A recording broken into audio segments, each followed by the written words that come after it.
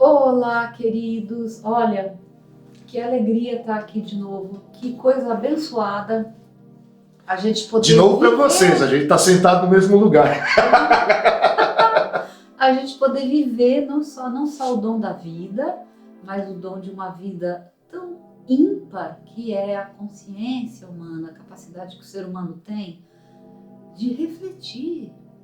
Ele dá um salto sobre o pensamento. Ele não só pensa, mas ele tem esse dom milagroso de pensar que pensa e pensar a respeito daquilo que ele pensa. Então você vê quantos níveis de pensamento, quantas camadas existem nessa coisa chamada mente. Sim. Antes da gente começar, espera um pouquinho, eu tenho que dar alguns... Eu quero falar. Você vai falar. Mas que coisa, mas que calma que vai... Eu quero falar. Primeiro aviso, inscreva-se no canal, clique naquele sininho, curta e compartilhe. Por que isso é importante? Porque a plataforma aí começa a jogar no algoritmo e aí a gente vai se espalhando como um vírus, não como exatamente uma praga, né? Seria feio, mas viralizar é uma coisa que a gente não discutiu no outro vídeo, né? Filosoficamente. Mas espera aí, primeiros avisos. Segundo aviso, este é um trabalho que tem financiamento coletivo. É fundamental o teu apoio financeiro para que isso continue, porque você não vai achar um canal desse jeito. Nós dependemos dessa sua colaboração para perpetuar esse nosso projeto. A gente quer que ele continue. Trabalho, gente, dá trabalho. Quem planeja a aula, quem programa... Dá trabalho e toma tempo. Gente, a edição dos vídeos, olha, se eu parar para pensar, olha... Enfim... Financie o nosso projeto, veja aí na descrição, nos cards, vai mostrar como você pode apoiar. Quem apoia participa do grupo privado das discussões. Terceiro aviso, aqui a gente não deixa citação bibliográfica, artigos científicos, fontes de pesquisa, isso é tudo no grupo privado. E por último, o último aviso, no final de todos os vídeos você manda a sua demanda filosófica. Baseado em tudo que a gente está falando aqui, a gente deixa um tema para você discutir ou no nosso grupo privado. Se você não está no grupo privado, não fique triste, não faz mal.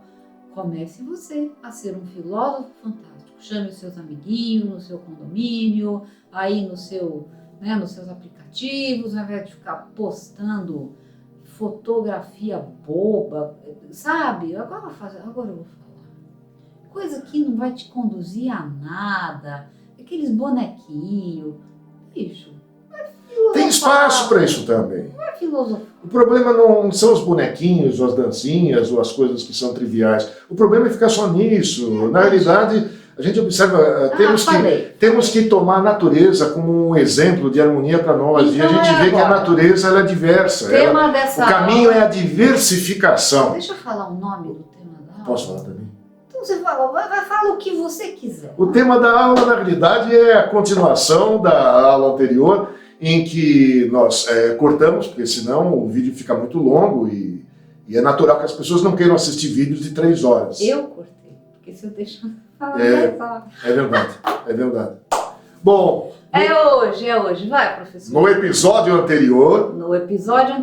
Ana Rita me fez uma pergunta dentro do tema anterior, que era o que são pragas, em alusão à praga de gafanhotos e atualmente uma praga viral, né, que causa a Covid-19. Nós conhecemos o que é uma praga, e ela me fez uma pergunta que é assim, é possível criar uma praga artificial, uma praga de gafanhotos, ou uma praga de bactérias, ou uma praga de fungos que se queira, por algum motivo, infectar um campo de agricultura de um inimigo, numa animosidade entre países. E aí, depois disso, nós não respondemos como que uma praga pode surgir naturalmente, porque isso acontece. É possível que, naturalmente, ocorram explosões populacionais, booms, né, de espécies como de algas, de fungos, de ervas daninhas, de bactérias, de animais diversos, né? Inclusive de gafanhotos, e nós falávamos agora há pouco sobre a menção de pragas de gafanhotos em escrituras antigas, como a Bíblia, que tem uma conotação simultaneamente histórica, a despeito da sua conotação metafísica, simbólica, esotérica, que aqueles interessados buscam, né? Ou procuram estudar. E aí a minha resposta quanto ao surgimento de pragas naturais é a seguinte: um ecossistema, uma palavra que todas as pessoas usam e não sabem qual é o seu significado. Digamos a floresta amazônica. Tomemos a floresta amazônica como um ecossistema. Ou uma savana africana, no Quênia, ou na África do Sul, em Kruger, por exemplo.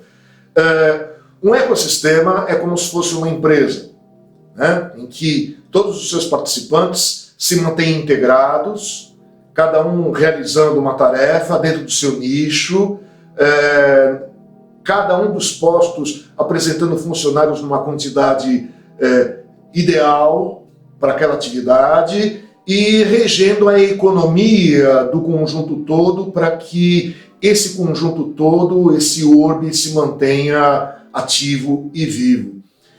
Um ecossistema, no sentido biológico, como a floresta amazônica, é um conjunto de populações de diversas espécies de seres vivos, incluindo bactérias, cianobactérias, protozoários, algas, fungos, plantas, animais. Cada uma dessas populações numa quantidade perfeita, adequada, ajustada para essa sinergia, relacionando-se entre si e relacionando-se com o meio físico.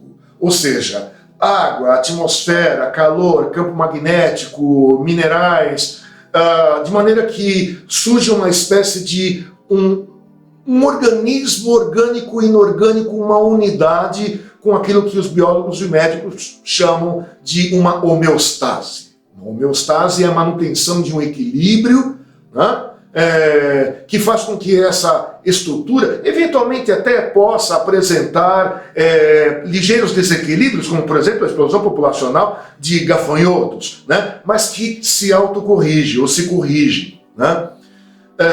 Por exemplo, vou dar um exemplo histórico, Ana Rita, que creio que você se lembra, porque assim como eu, nós gostamos muito do meio oeste americano. Depois de 1845, após as guerras entre os Estados Unidos e o México, fizeram com que os Estados Unidos incorporassem muitos territórios que antes eram do México, como por exemplo a parte da Califórnia, Arizona, Colorado, Novo México, Texas.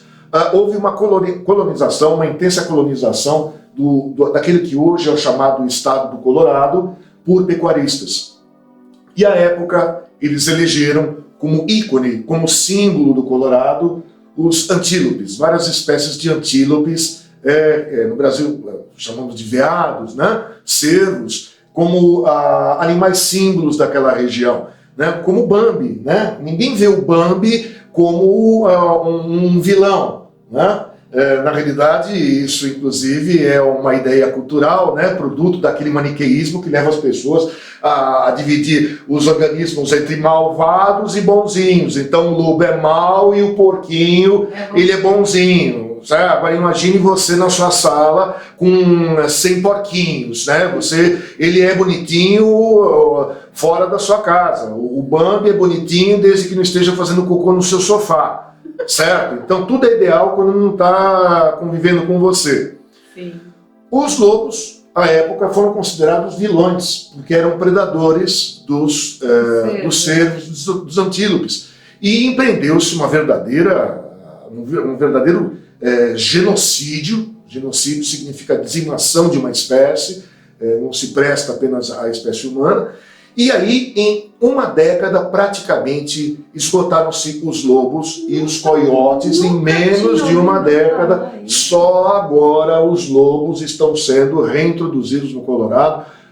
Os coiotes eles são muito mais versáteis, são menores, menos exigentes, naturalmente já recolonizaram. O que acontece com populações de cervos e antílopes presas, tá? Na ausência do seu predador? E essa minha analogia também se presta para a relação entre hospedeiros e parasitas.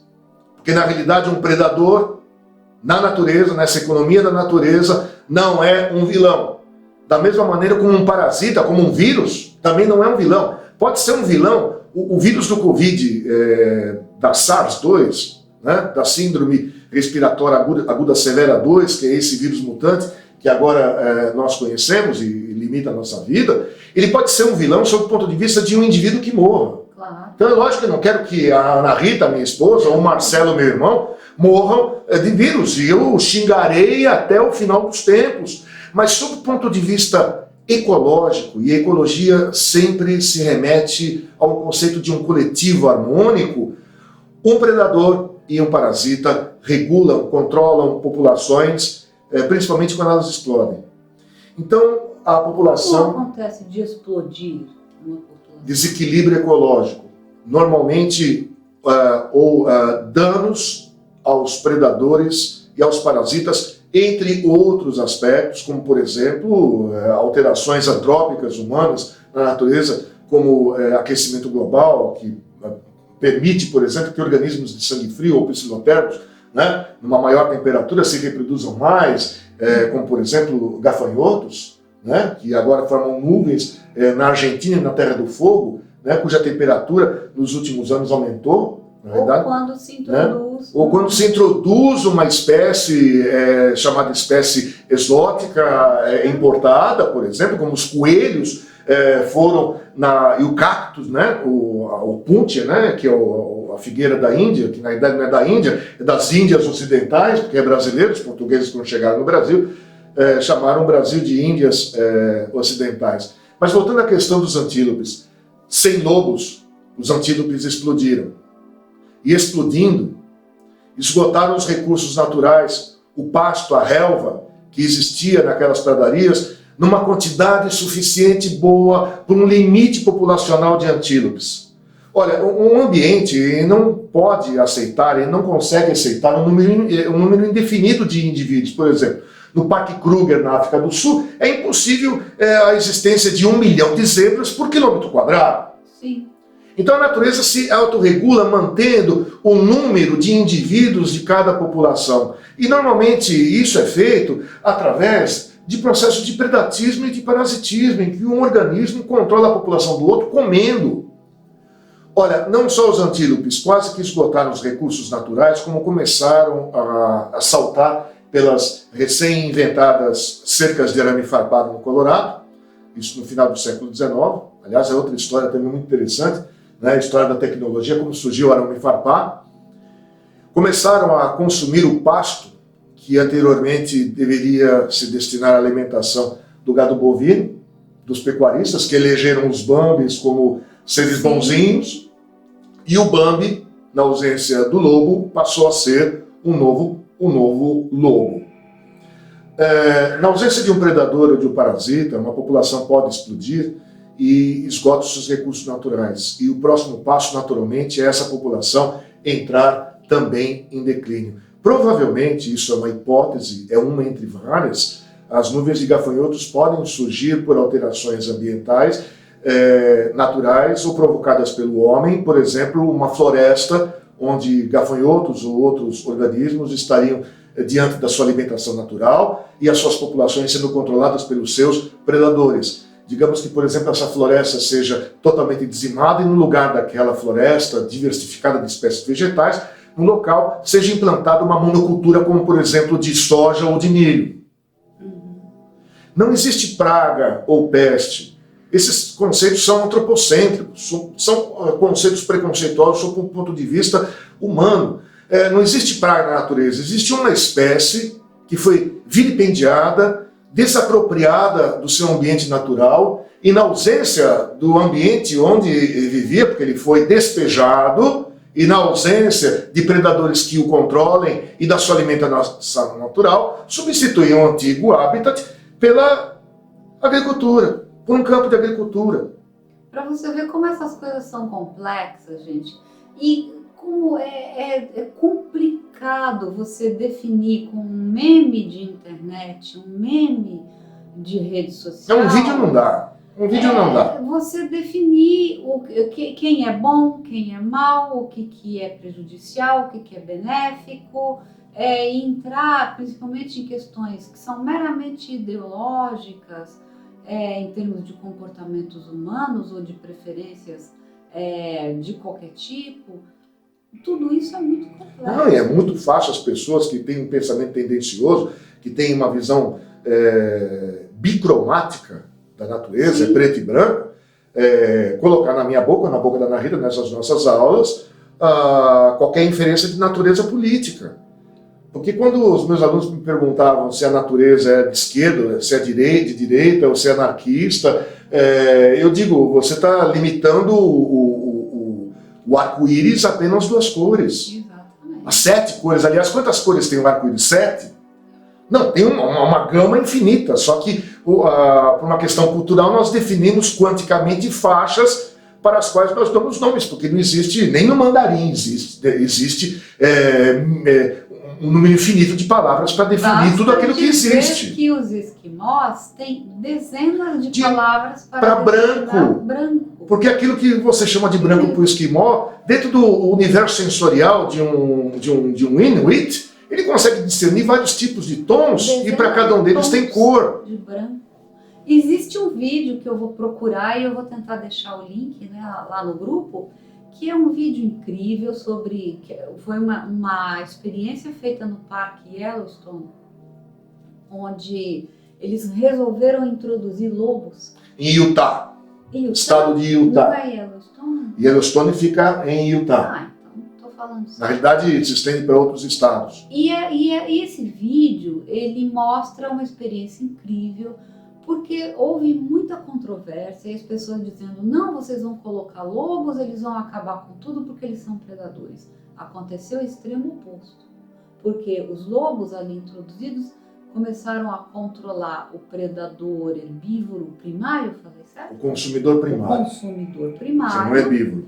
Que são os herbívoros. O lobo seria o consumidor secundário. E o vegetal produtor. Controlando o primário, toda a cadeia floresceu muito mais, porque tinha mais plantas, tinha mais insetos, tendo mais inseto, porque tinha mais planta, tinha mais pássaro. Homeostase. E aí, tendo mais pássaros pequenos, tende a uma homeostase. Grandes, e aí tudo ficou muito mais estável, harmônico. E com mais diversidade, com mais presença de vida. Então, todos esses conceitos me fazem aqui pensar qual seria o tema da nossa demanda para essa semana. Como é que você está vendo esses conceitos de equilíbrio, de homeostase, de todas as coisas na sua vida que você tem que refletir, que você tem que confrontar, todos os recursos que você tem para você lidar, né, durante os problemas que você tem que resolver, as questões que você tem que enfrentar? Porque esses conceitos termodinâmicos, como que eu diria, permeiam todos os graus da nossa existência, inclusive da consciência. Então, em termos das forças que comandam a vida, será que é inteligente você ficar, isso é bom, esse é certo, esse é ruim, esse é mau, esse é errado, esse é bom, esse é ruim, esse é mau, esse é ruim? Não existe bem e mal na natureza. Como é que vai ser? Existe o adequado e o inadequado. Vamos pegar essa demanda, então, reflexão dessa semana, o que é adequado e o que é inadequado. Para encerrar, é possível que naturalmente uma população exploda, né? Por algum desequilíbrio natural. Pode acontecer uma explosão vulcânica, um asteroide que caia, ou até uma mutação que faça com que surjam, por exemplo, gafanhotos vorazes numa intensidade tal que os tornem inadequados ao ambiente, né? Por exemplo, os dinossauros, depois do impacto de um grande asteroide há 65 milhões de anos atrás, que deu um encerramento à era mesozoica, onde hoje nós temos a península de Yucatán, né, no México. Até hoje nós temos uma imensa cratera no fundo do mar, foi um asteroide de 10 quilômetros, né? Houve uma redução de tal maneira na oferta de alimento no planeta, por causa do obscurecimento da atmosfera, graças a tanta poeira que sublevou-se, a fotossíntese caiu, a oferta de alimento caiu, e os grandes animais, os grandes organismos que viviam antigamente, que podiam se dar ao luxo de ser, digamos, vorazes, comerem demais, não havia mais lugar para esses organismos. Então, de uma hora para outra, os dinossauros que viveram por mais de 250 milhões de anos se tornaram organismos completamente desalinhados àquela nova realidade. Isso daria também uma grande inquietação filosófica. Quem hoje é rei, amanhã pode ser. Digamos que haja uma explosão populacional por algum motivo genético, natural, de antílopes novamente no meio oeste americano. O que vai acontecer na vida com a população de lobos? Vai ter mais antílopes? Vai ter mais comida? O que vai acontecer com a população de lobos? Vai aumentar! A partir do momento que essa população de lobos predar excessivamente essa população de antílopes, vai cair a população de antílopes, e o que vai acontecer com a população de lobos? Eles também serão selecionados pelas presas, porque agora muitos morreram de fome. Quais que morreram de fome? Aqueles que não são ecologicamente adaptados. Muito. O que pode acontecer com uma população humana como aquelas que acontecem no Sudeste Asiático quando explode? Não é possível que... Não vou dizer que agora dragões e tigres vão invadir os lares da Tailândia, em Sumatra, do Vietnã ou da China.